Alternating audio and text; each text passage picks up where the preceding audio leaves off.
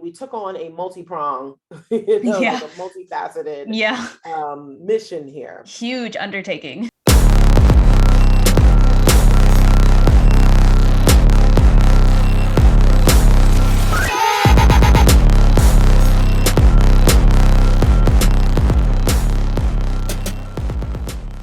Yes, I can hear you. Can you hear Perfect. me? Yes, loud and Good, clear. good. Hi, how are I'm you? good. How are you?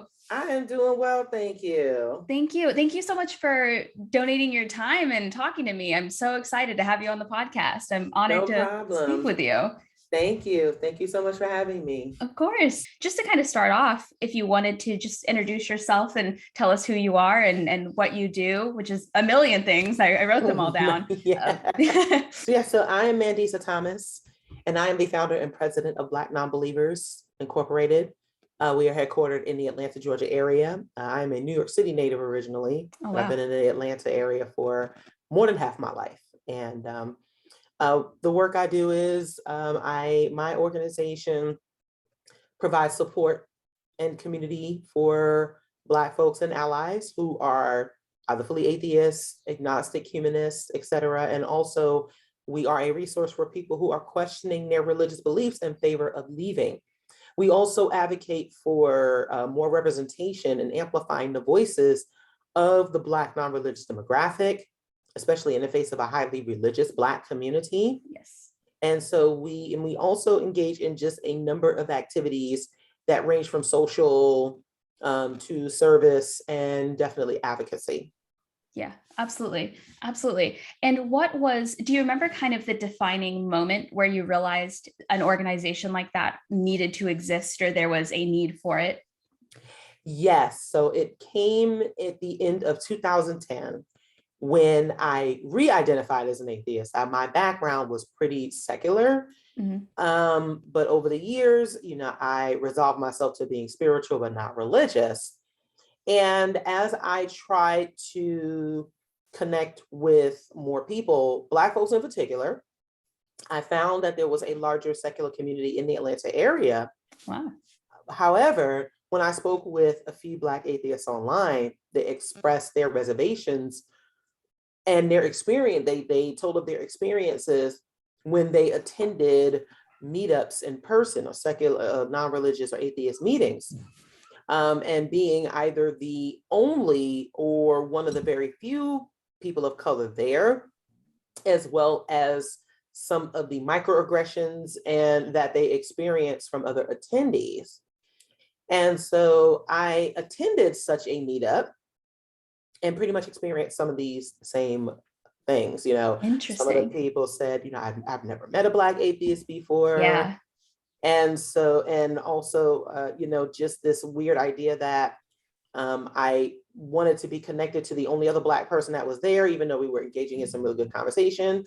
I mean, it turns out that we ended up having conversations about what it is like to be Black and atheist, and also the other person was gay. And so Oh, there wow. was a defense about that. People Yeah. didn't recognize that there was, oh, they said we all go through the same things, we all have it hard. And so being in Atlanta, which is a predominantly Black city, a very well populated Black city, which is still very, very religious in nature. You have some of your famous mega churches here with some of your famous mega pastors.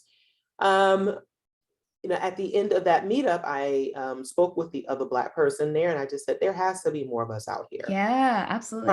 Perhaps they've had these same experiences in these spaces where they were either tokenized or ignored, and they didn't feel comfortable enough to come back because there were people who didn't directly relate to their experiences.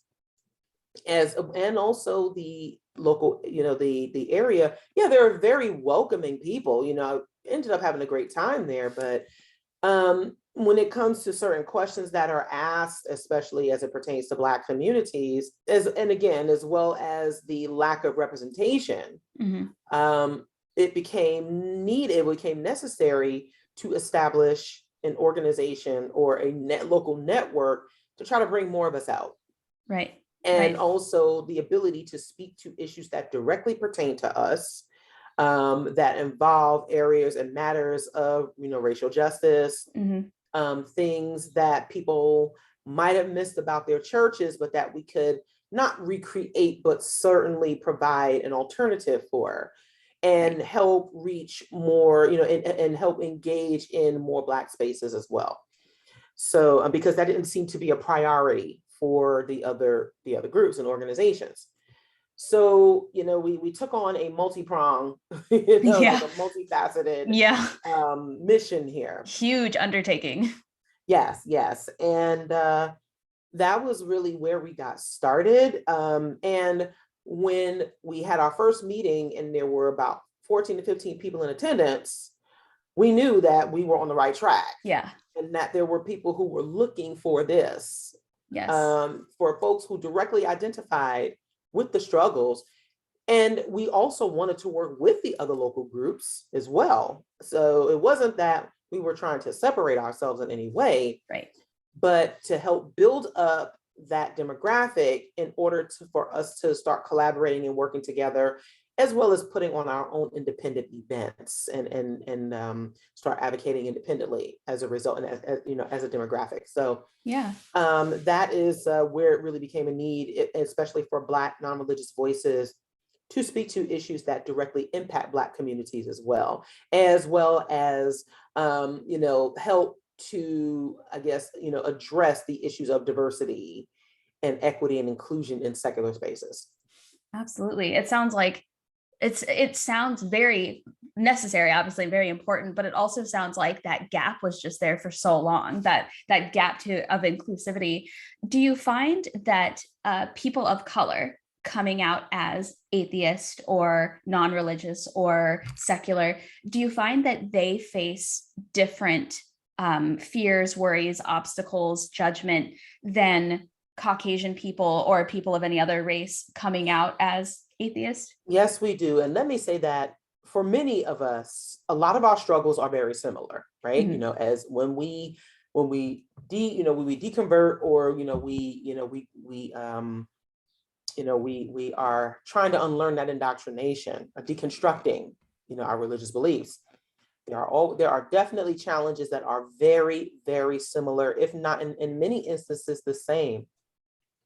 The extra added layer for people of color, and this is documented in a Black non-religious Americans report that we just released with American Atheists, is that Black non-religious people in America tend to have higher rates of concealment because of the very high religiosity in Black communities. Mm-hmm.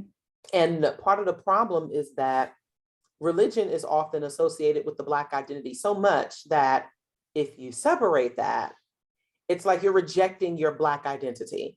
It's like you're rejecting the history of, Black people in this country, which the history shows that there have always been humanists, atheists, and freethinkers in Black communities, even if we aren't in larger numbers. Mm-hmm. But there is so much of a tie into the church as an institution in Black communities, where they are seen to be representative of all of us. And religion is so tied into the politics and the culture of Black communities that it's almost impossible to separate. They're almost seen as inseparable. And we see this in Senator Raphael Warnock, who is the Reverend Raphael Warnock as well. Yes. And so, of course, that was, and we give credit for him being a progressive senator. He certainly is not a fundamental reverend. However, the fact that he was able to run on that platform, or that he that says a lot for what appeals to Black communities. And we look at the history of the church as well. However, that being said, when it comes to letting go of the God concept and what it means to be Black in this country and the Black identity, as well as Black culture, it's so tied in that, again, it seems as being inseparable. And with the historical influence of religion in Black communities, it's much, much harder to deconstruct and to even come out of religion, because of the nature of how the church really became a powerful institution, a polarizing institution. So we are dealing with a number of factors here. Yes, sounds like it. Yeah. Some that deal with, and we cannot talk about the church and not discuss racial justice, economic justice, and how it has played a part. And so those are often difficult conversations to have. And we're seeing some progress, but yeah, we have, when we see the overrepresentation of religion in Black communities in particular, we know that there is definitely we have a harder road to climb, especially with the still lower representation of openly identified atheists. Mm-hmm. Wow. And especially in the South, that it adds an extra layer to the religion and the race, because in the North, you don't necessarily, I spent like 13 years in Chicago, but I was raised in Arkansas. I never really heard much about church when I was living in the North. They were there. I even went to a couple of them.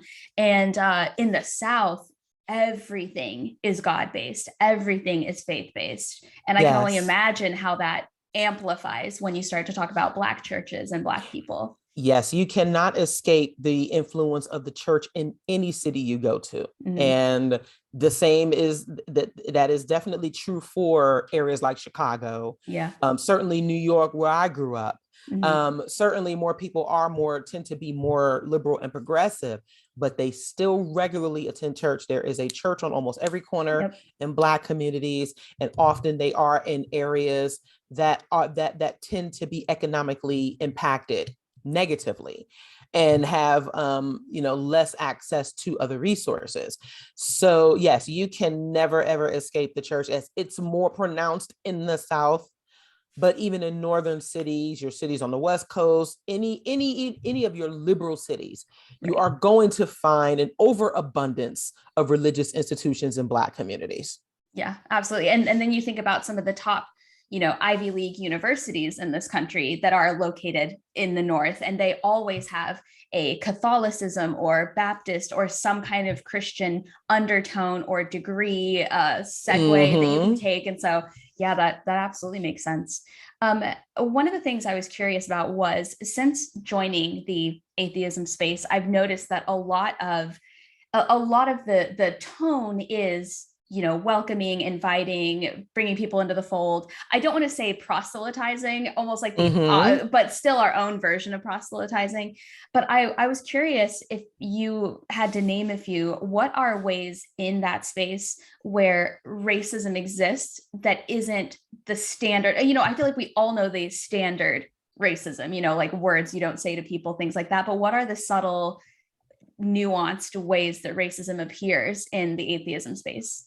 Yeah, so I just did a talk on at the American Atheist Convention about how to address white supremacy in the movement, right? So in many ways, I remember some years ago, I was doing a talk in Toledo, Ohio, and the talk was on how the secular community could learn from the hospitality industry.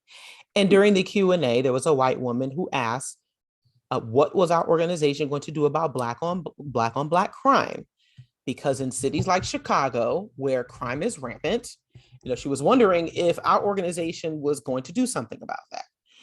So first, the question was unrelated to the topic at hand. Yeah. And also, how presumptuous was it that as an organization, we were supposed to do something that is in the hands of law enforcement, right, as well as requires, a like civics lessons on, how our communities are impacted historically. And this, it was just, it really was racist in nature. Yeah. So we've had people ask us ridiculous questions of that nature.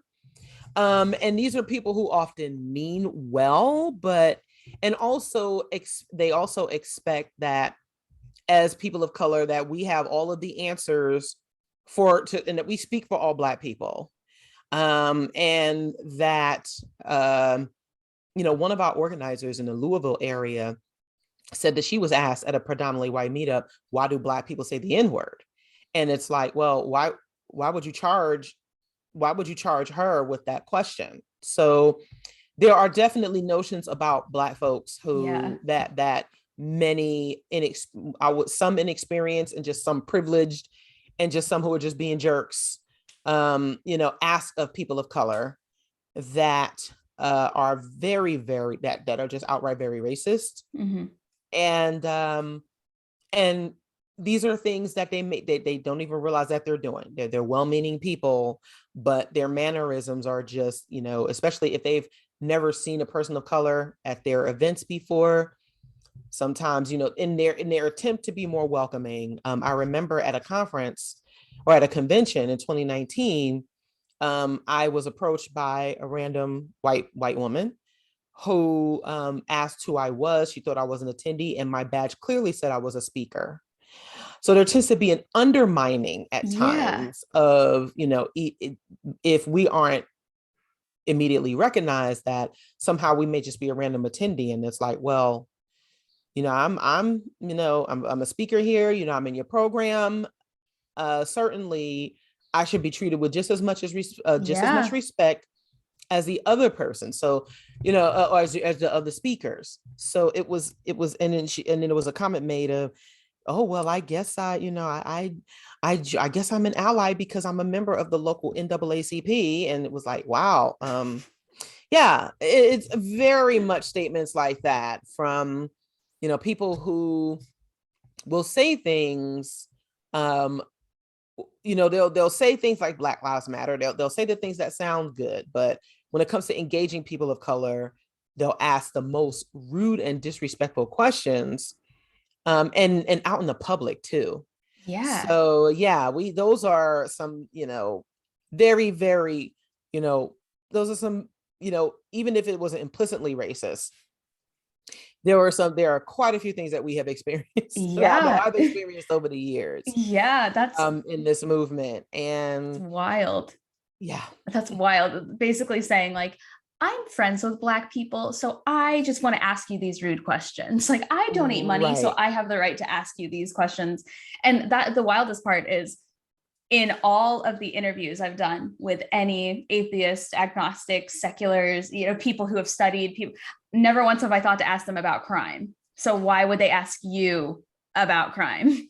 Mm-hmm. I would never ask somebody, what are you going to do about the crime in your city, though? What's going on there? Even though it has nothing to do with what we've been talking about. That's Mm-hmm. why this undue burden, basically, for people of color to answer for all people of color when that doesn't even make sense. Why? Like, that's not even what Mm-hmm. you're there to talk about. Right. Wild. Now, have you found that, there's the atheism and secularism space, then there's the racial kind of separation there with Caucasian and people of color, and then would you say that there's also an entirely separate segregation there for being a woman too, like within the non-believers of color? Well, so there are a number of organizations in the community, and they have very specific focuses. Mhm. So it's not that that we are segregating, but we are able to effectively concentrate on different various demographics. Okay. So there are some atheist women's groups because, and to discuss how they have to deal with some of the atheist men who have been just as bad as some of the believers in the movement, or believers. And so there are certain spaces for Black atheist women as well, or other women of color. We, as an organization, co-produce the Women of Color Beyond Belief conference now, that features all speakers of women of color speakers, who don't necessarily have the opportunity to be on a broader stage than other, and we also like to activate up and coming activists and organizers and content creators.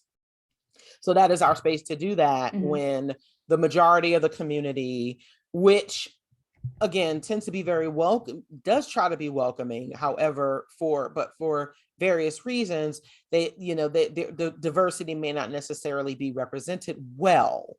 Right. And it depends on where they are. And part of that, which is something that we've talked about over the years, about how they can increase or how they can better improve on those efforts, that has kind of fallen to the Yeah. wayside a bit. Yeah. So yes, so there are probably a lot of breakdowns of certain groups because there are, in an attempt for us to all try to come together, sometimes there are some people there are some white people who come into Black spaces or predominantly Black spaces and think that they can do the same things in different groups, or that they've done in different groups. And our spaces are, so we are very guarded because of, the way so many people have to be mindful of how, they engage Right. and some of the subject matter.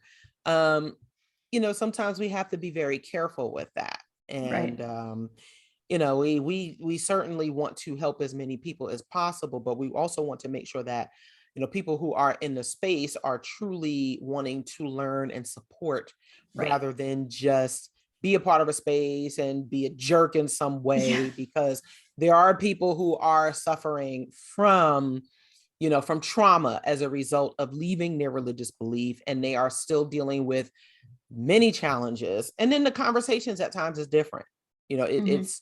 It's very different. The perspectives, like on race, the perspectives on women that come from the people who live them and experience them directly, are going to be different than those who may just be observing. Right. So, these spaces at times are needed so that, we can come together as well on a larger scale. Right.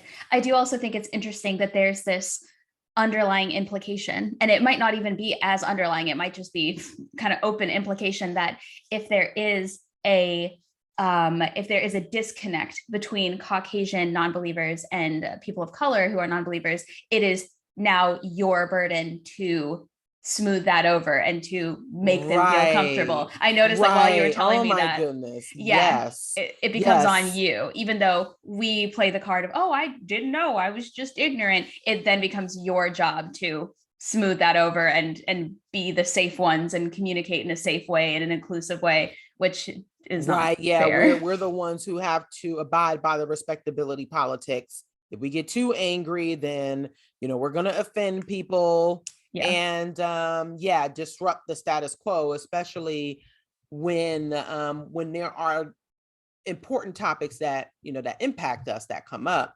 We get some pushback about, what does this have to do with atheism and humanism, when it's like, well, all of these matters intersect. Right. So Right. yeah, there is definitely some discomfort there on their part that we are expected to fix, even though we are in a minority Right. and we are the ones who have dealt with, a severe imbalance in being able to find and develop those resources. Right. Right. They come into your space and you're expected to be the hostess as though you Hmm. invited them. Um, for you personally, how did you find yourself so heavily involved in secularism and humanism? How did that come about in your life and become such a priority to you? It was actually unintentional. When we started we started Black Nonbelievers as Black Nonbelievers of Atlanta. It was only intended to be local, because there were other organizations and entities that existed, and we were. I guess it's my nature as a person. I'm a wife, I'm a mother, and I'm very assertive and in how I handle myself. And so it just worked out that in my engagement in the community, there's always opportunities to volunteer and to get involved, which is needed. Mhm. And I didn't realize how much it was needed until we got started. So and in connecting with the larger community, I remember attending my first American Atheist Convention in 2011, when we got started, because we wanted to let people know that we were here. We wanted to connect with other atheists. We wanted to get to know the organizations who we would potentially be working with. And so in doing that, and really expanding our networking and engaging in the community, and I've met so many wonderful people as a result. It just so happened that there were a few initiatives that started coming around. We had people contacting us for interviews, and interviews where we were filmed, other media opportunities. and it just really became this thing where I wasn't expecting it to become my life, but it did. Yeah. And I realized that my outspoken nature, my unapologetic nature, just made this a natural fit for me. And because there are so many others who either cannot be out with their identities, or they don't think that they are, assertive enough to be in leadership.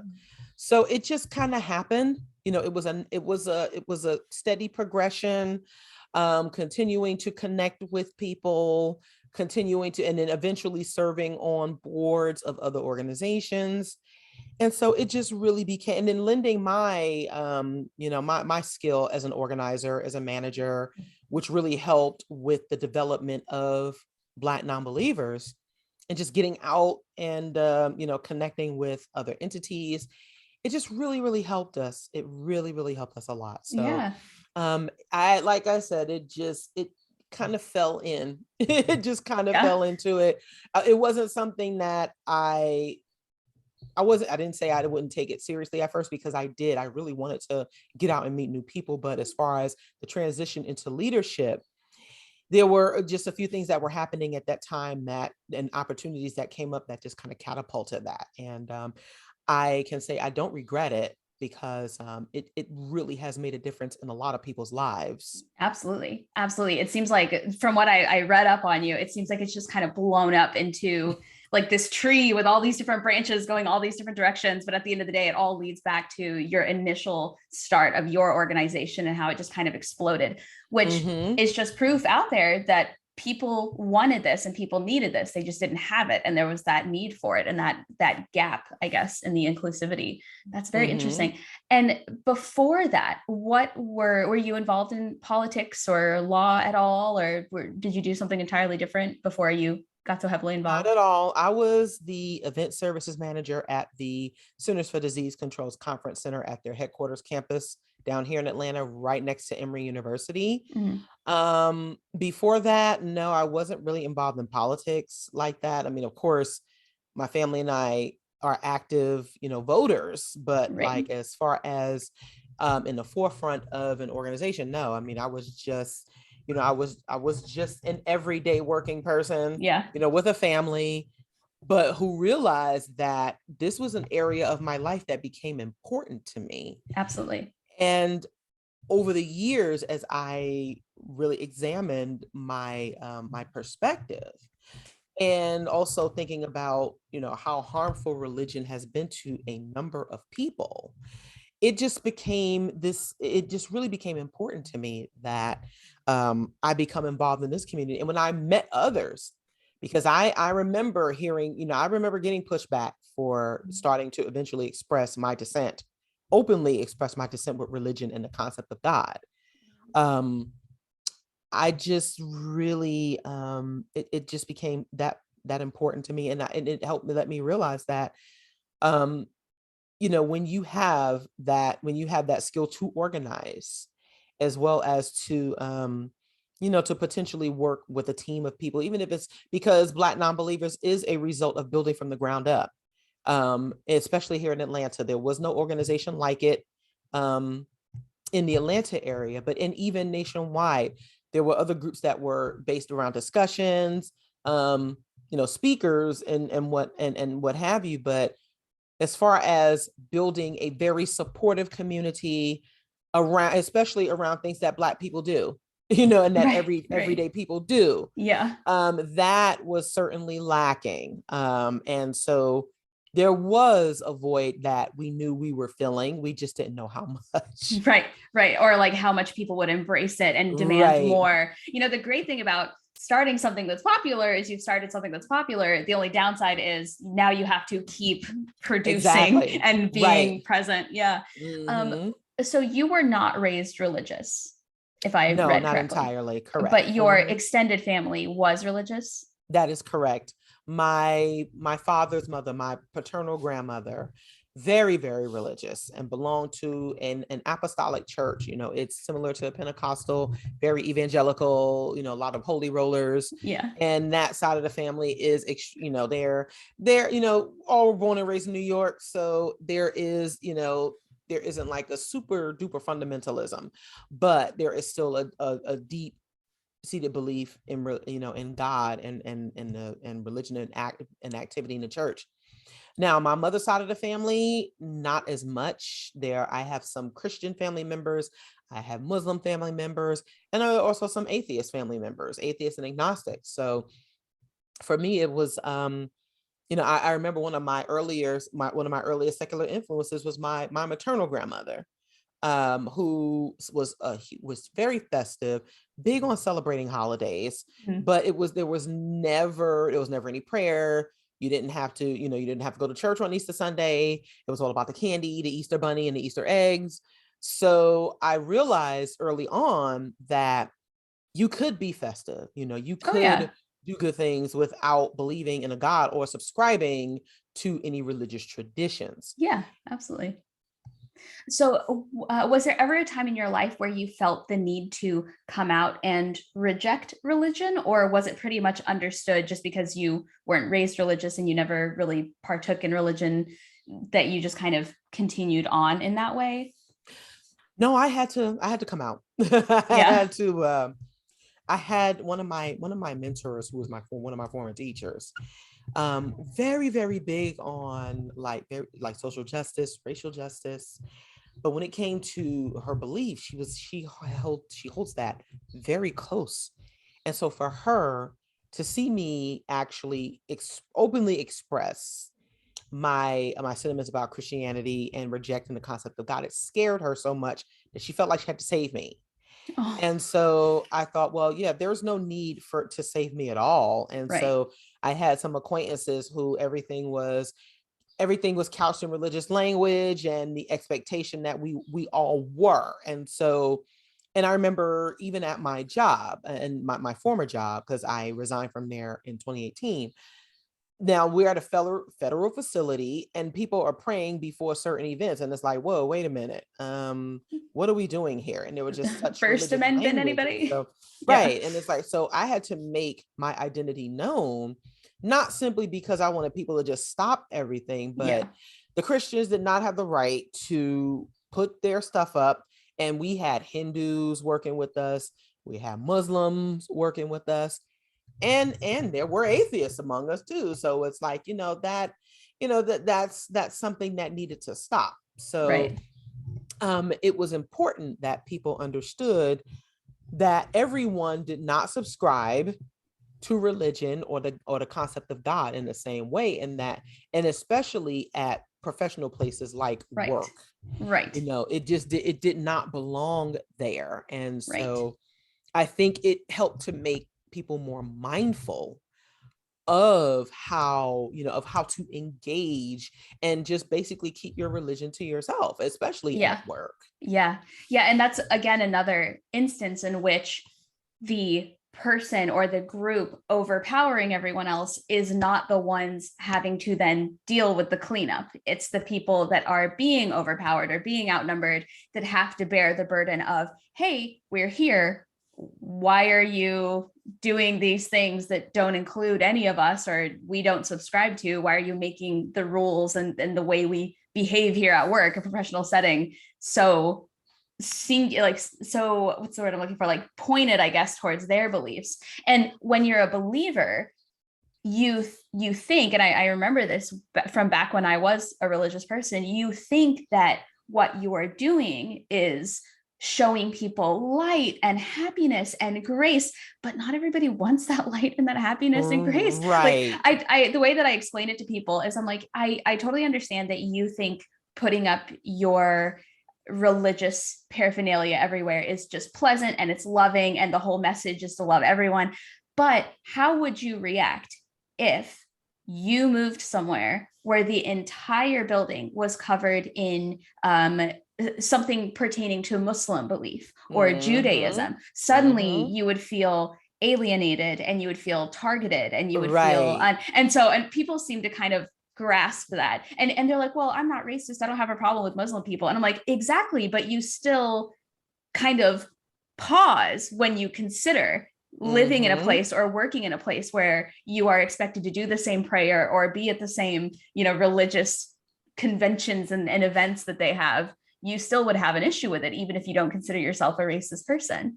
So Absolutely. there, it goes back to that whole undue burden thing, which is very interesting. And I've also found that I feel like, especially in a country like the United States, which ironically are one of our number one amendments is the separation of church and state.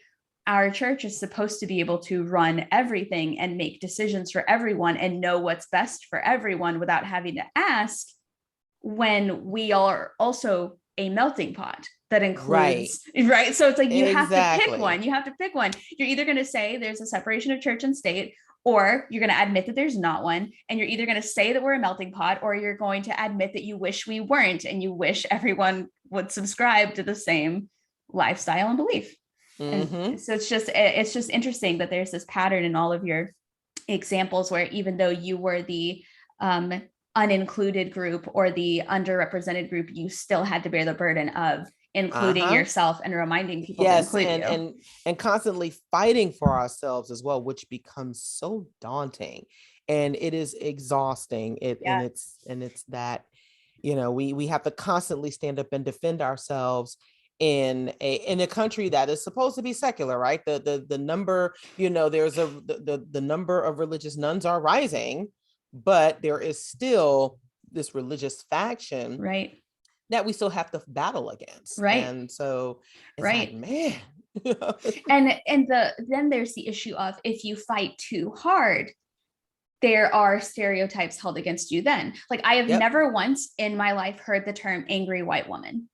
Right. I've never heard it. I've never heard that. But I feel like if you were to put your foot down one too many times, you would have that stereotype of the angry Black woman, which is unfair, it's racist, and it undermines what you're trying to accomplish by representing yourself. Yeah, and I know there are a lot of white women who are upset with the term Karen, right? The one who, or Becky, the ones who complain about those who they deem the angry Black woman, or the folks who they may complain about and call on unnecessarily or even unceremoniously. Right. And when we've had to deal with these, with these stigmas and these respectability politics, and when we fight against that, all of a sudden now we're the bad guys. And so it's like, maybe at some point, if you don't like that label, think about what that feels. Think about that feels for us. So, I'm sorry you don't like when we call you out on your behavior. I don't know what else you want me to do. Do you find that your determination towards atheism and humanism and representation, do you find that changed at all when you became a mother, or is it about the same, or were there aspects that changed in terms of being a mom? Well, I had my children before I got into the movement, and there were already other factors in my life that led me to have a more progressive outlook and progressive manner of raising my children. I think for me, it made me more determined, because I don't want to see them go through this. Right. And hopefully, whatever I do as a leader or as an activist will help them to, because I learned very early on about what, how, like I said, how Black communities were impacted. And so I had a social awareness, that to me as a child. I would only hope that what I stand for, as an individual, but also as an organization leader, that it sets an example for my children, to stand up for whatever they feel is right, and whatever they think is going to help the world in general, or just people who are at a disadvantage. So it really made me more determined to just continuously at least be that guide for them. And if that, like I said, if that helps them along the way, then great. It only really just fueled it more. Yeah, absolutely. Absolutely. Now, I read somewhere that you won the 2020 Harvard Humanist of the Year, I believe, award. Yeah, I was a co-recipient of the 2020 Harvard Humanist of the Year award.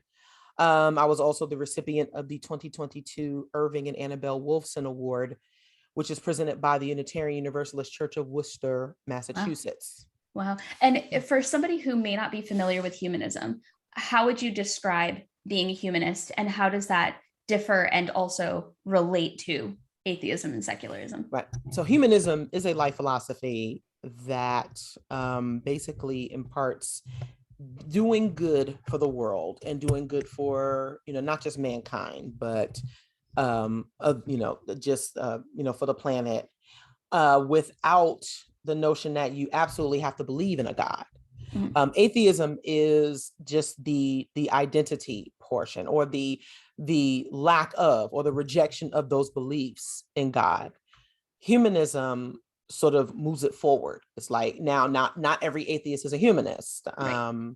but most humanists tend to be atheists, and that is because when you leave those religious beliefs behind, you still can show how good of a person you are without, religious dogma, without, and based on an evidence-based principles, you know, principles that are, and life lessons that have been proven to work.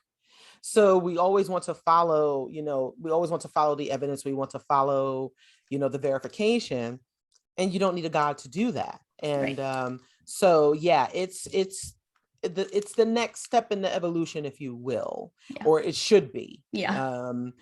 Because there are some humanists who could care less about racial justice. In fact, they some of them have fought against, That's so they've been odd. quite stubborn. Yeah, it's That how can you call yourself a humanist and also fight against right. all humans enjoying the same privileges and lifestyles and opportunities? I'm almost curious to ask one of them how that works, because Yeah. that flies right over my head. um has there ever been a time in your life where you thought for a moment or longer, like, oh shit, maybe there is a God, maybe I have been wrong this whole time, ever been worried about it? I mean, I think for all of us, when we have crisis points in our lives, Yeah.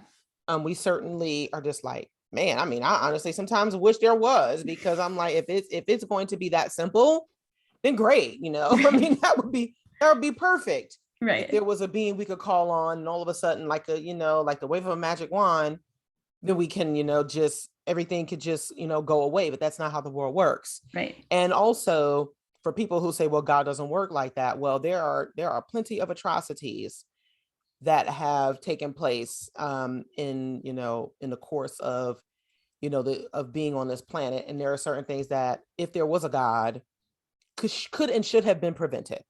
Yes.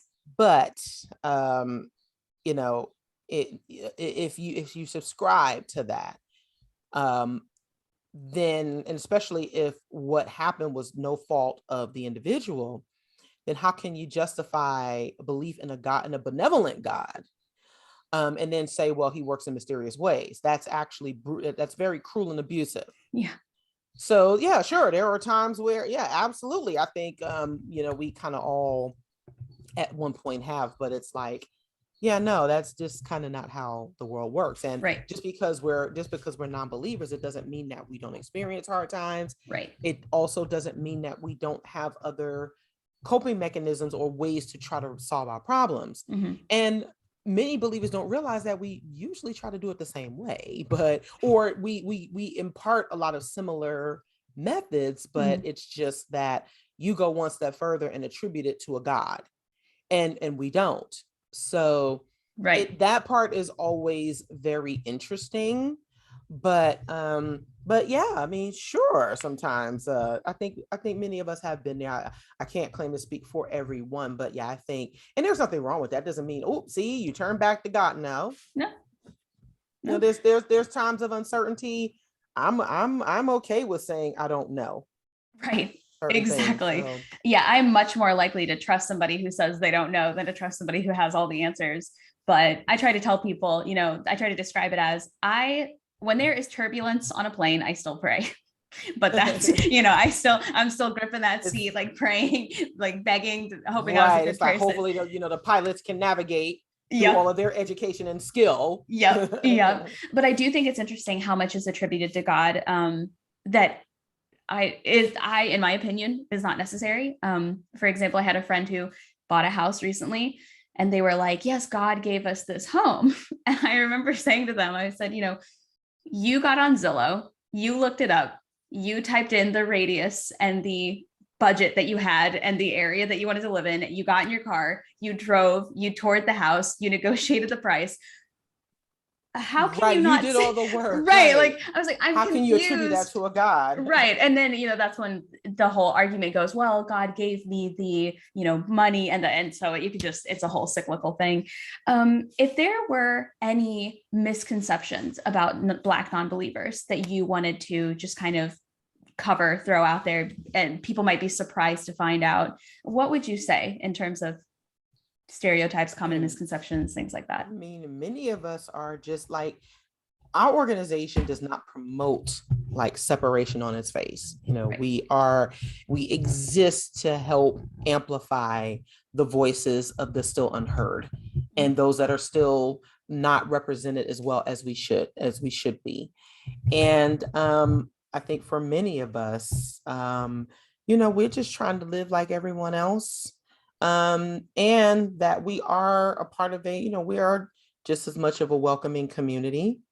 And, so whatever it is that, we impart some of the same principles as, as other organizations. Many of our missions do align, but we do want to make sure that we are representing still a very underrepresented demographic. And so that's basically what we're about. Yeah.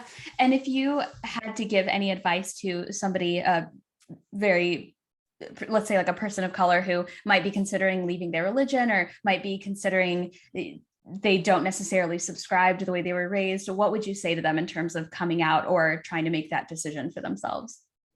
I would say first, it is okay to make that decision. It is, and come to it at your own pace. You don't have to rush it. If you want to make sure, please, make sure that your decisions are informed.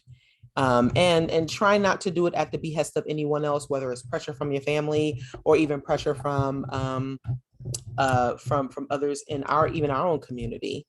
And that once you make that decision, please know that it is liberating, it is very freeing, and there's support for you. You don't have to go through this alone. You're not the only one going through it. And that's the main thing we always get across, is that, you aren't alone. There are definitely more of us out here, even if it doesn't seem like it. So we don't all agree on everything, but it is a worthwhile process. And it's good to connect with others so that that there are others out here who will support you. Yeah, absolutely. And where can we, for you in particular, where can we find more of your content? Where can we find, do you have a calendar somewhere where your events are posted? Where can we find more of just your work and your activism? So definitely, first and foremost, visit our website at blacknonbelievers.org. You can find our affiliates on the website. And you can tap into those events, especially if you are local to those areas. And even if you aren't, we do virtual events as well. We post our national events too. So you can join any of our meetup groups to find out more. We are on Instagram, Twitter, and Facebook. And also we do have a YouTube channel where we debuted our show In the Cut in January of this year. That's so cool. we do interviews and post about and we share information about upcoming events. So that's definitely, we encourage people to subscribe to our YouTube channel and check out what we have coming up through our website. And that's where you can connect with us. You can subscribe to our email list, and of course, everywhere we are on social media to stay updated. Perfect. Awesome. Well, that was all the questions I had planned for you today, but I really appreciate you spending your Mother's Day nonetheless with us, No and problem. donating your time and your opinions and your thoughts. And I really appreciate you and the work that you're doing. And I hope that the rest of your Mother's Day is fantastic. Thank you. Thank you so much. Thank you. All right. I'll talk to you later. Thank you so much. Okay. Bye-bye.